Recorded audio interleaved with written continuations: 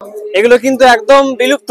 তো এই যে দেখতে পাচ্ছেন, এগুলো কিন্তু এখানে ফুটিয়ে তুলেছে পুরো মণ্ডপটাই। নমস্কার, প্রথমেই সবাইকে জানাই শুভ শারদীয়ার প্রীতি শুভেচ্ছা এবং আন্তরিক অভিনন্দন। আজ মহাসপ্তমী, সেই জন্য আমি চলে এসেছি বাঁকুড়ার আরো একটা সেরা প্যান্ডেলের খোঁজ নিয়ে। তো আজকে এখন চলে এসেছি আমি ঝাড়িপাহাড়িতে। এবছরের অভিনব ভাবনা জুরাসিক পার্ক। 51 ফুটের আদিযোগী এবং 51 ফুটের দুর্গা প্রতিমা রয়েছে। সবকিছু দেখাবো আপনাদের, সবাই চোখ রাখুন আজকের এই ভিডিওর উপর। আশা করি সবারই খুব ভালো লাগবে। বাঁকুড়া টাউন দিক থেকে আপনারা যদি আসেন তাহলে যে ঝাড়িপাহাড়ি স্টেশন দিকে যাচ্ছে রাস্তাটা, সেই রাস্তা ধরে এলেই কিন্তু আপনারা এই মণ্ডপটি পেয়ে যাবেন। এই সেই 51 ফুটের দেবী দুর্গা প্রতিমা। তো দেখতে পাচ্ছেন পুরোটাই কিন্তু কাস্টিং এর উপর।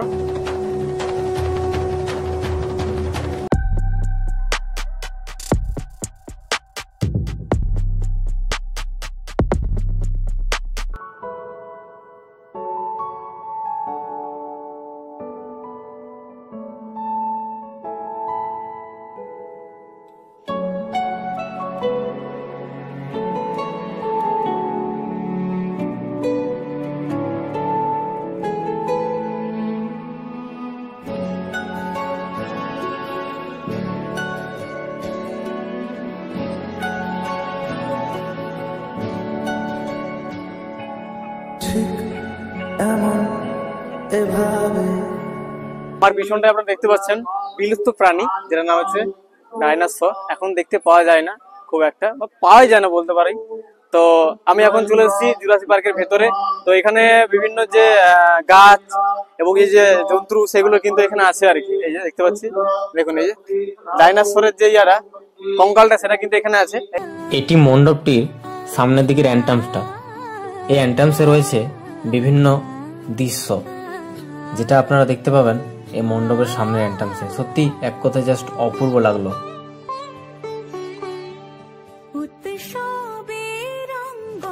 এখানে দেখতে পাচ্ছি কি সুন্দরভাবে ফুটিয়ে তুলেছে এই জিনিসগুলো, দেখুন এগুলো বেশ ভালো লাগে দেখতে আমার।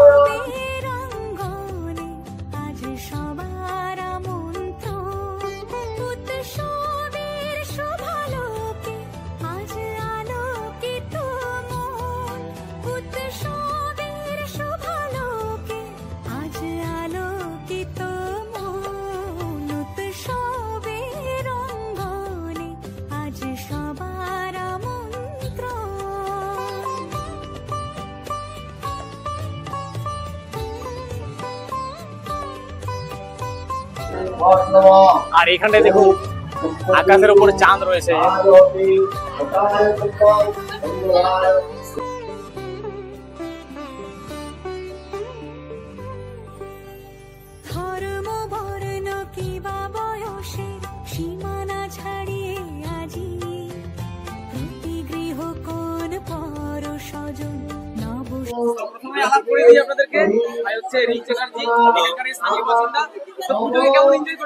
মোটামুটি ভালোই। কলকাতাতে ছিলাম, তো কলকাতা থেকে চলে এলাম গ্রামের পুজো দেখবো বলে। তো এই মুহূর্তে রোদের জন্য ভালো লাগছে না, বাট পুজো মণ্ডপে ভালো লাগছে। তো বাকিটা দেখতেই পাচ্ছি।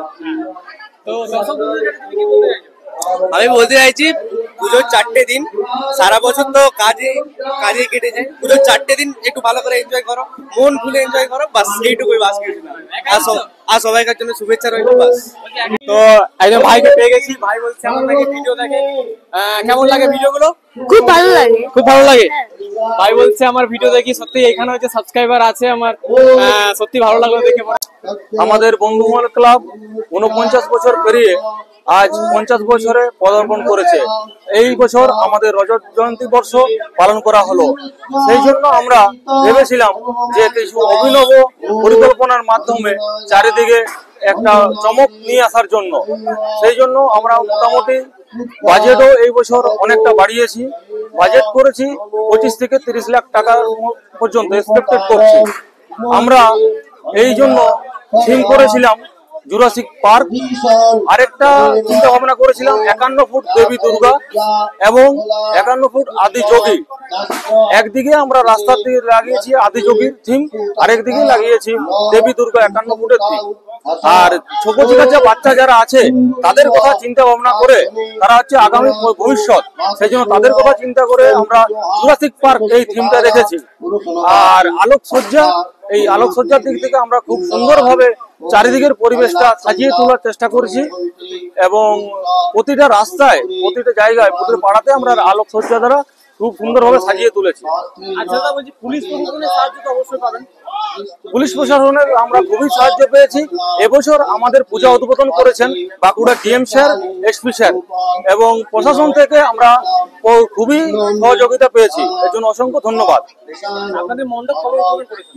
আমরা মণ্ডপ উদ্বোধন করেছি চতুর্থীতে। তো আজকে সপ্তমীর দিনে মানে দর্শনার্থীদের ভিড় কেমন মনে হচ্ছে আপনার?